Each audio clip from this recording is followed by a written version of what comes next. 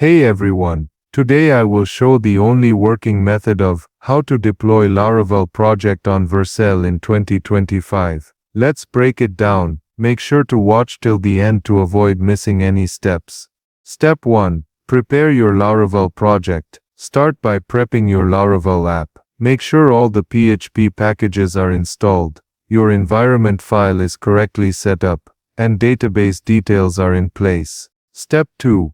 Set up your GitHub repository. Push your Laravel project to GitHub. If it's already there, skip ahead. If not, create a new repository and upload your code. Step 3. Link your repository to Vercel. Log into Vercel. Click on New Project and choose to import a GitHub repo. Select your Laravel project, and Vercel will automatically detect the setup.